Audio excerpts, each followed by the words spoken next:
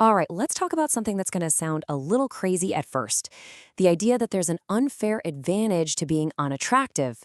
Yeah, I know. It completely flips our usual ideas about beauty and success on their head. Let's get right into it. So, where's this coming from? Well, our source for this is someone who's spent 2 full decades digging deep into the human psyche. And their whole argument is that while pretty privilege gets all the attention, there's this powerful, kind of secret advantage to not fitting into that conventional box of beauty. And that really brings us to the big question here, doesn't it? We all know about pretty privilege, this idea that attractive people just have it easier. But what if, and just stick with me here, what if the exact opposite were also true? What if there was a massive, life-changing advantage to being, well, unattractive? So, first things first, we're going to challenge this whole concept of pretty privilege head on. It's time to uncover a hidden power that, for most people, has been completely overlooked. Just look at how these two things stack up. Pretty privilege? Sure, it's famous. It's based on looks, which we all know fade over time. But this other advantage? It's like this underground secret. It's built on pure substance, and the best part, it's designed to last a lifetime. The whole foundation of pretty privilege rests on this weird quirk in our brains called the halo effect. It's basically a mental shortcut. If our brain sees someone who looks good, it just automatically assumes they are good. Smarter, kinder, more competent, you name it. And here is where it all clicks. If you can't just coast by on that halo effect, you can't build your life, your house, on that shaky ground. You are forced, by necessity, to build it on something way, way stronger. We're talking character, intellect, resilience, the real stuff. Okay, so what does building that sturdier foundation actually look like? Well, that brings us to what we're calling the inner fortress. This is all about how you forge some serious psychological armor. And these are the real superpowers you get. You become immune to the fear of aging because your worth was never tied to looking young. You're way less likely to fall into the narcissism trap. You build this incredible resilience from having to deal with social friction early on. And maybe the best part, every single one of your achievements feels 100% earned. It's all you. Now just flip that around for a second. For someone whose whole identity is wrapped up in their looks, getting older can be a genuine trauma. It's not just about wrinkles, it's a full-on identity crisis. Psychologists actually have a term for it, identity foreclosure. It's like you're literally mourning a ghost of yourself. But your advantage? It's profound stability. Rock solid stability. Because your sense of self was never built on the person in the mirror, it doesn't just crumble when that reflection changes. You just remain you. Consistent, stable, and strong, decade after decade. So we've covered the internal fortress. Now, how does all this play out in the real world with other people?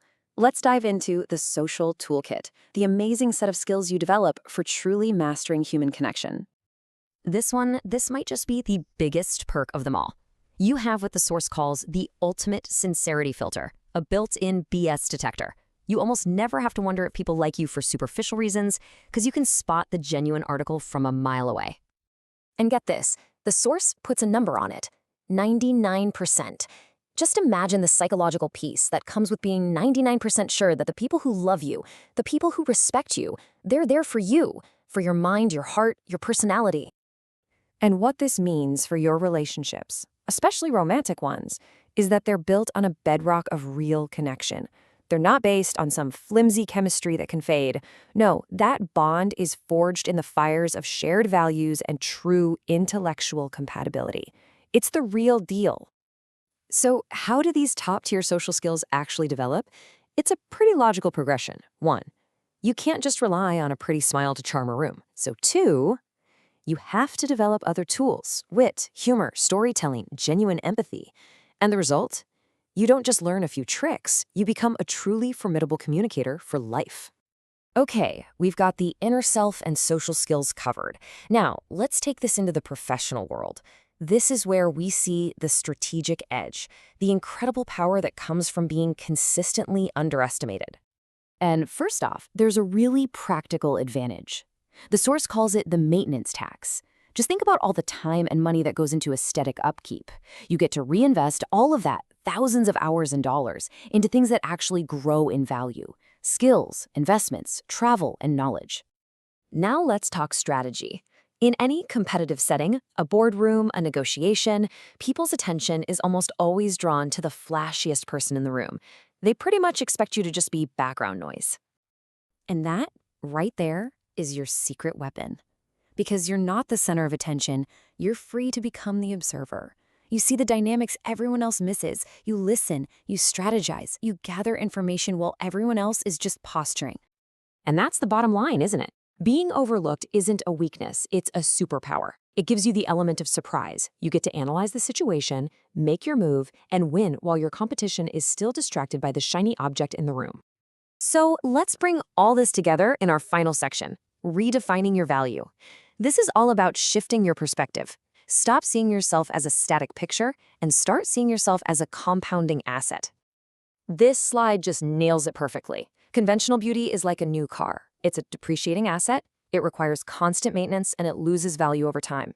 But your assets, your intellect, your humor, your resilience, they're like a great investment. They compound. They grow stronger, richer, and more valuable every single year. So what's the big takeaway here? It's a clear, actionable path.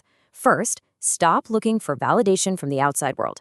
Second, pour your energy into cultivating those internal skills we've been talking about. And finally, build an internal locus of control, that unshakable belief that you are the architect of your own life. And we'll end on this one powerful thought, because it's the most liberating of all. You get to be the one who defines your own value. The mirror doesn't do it for you. It doesn't even get a vote. You do.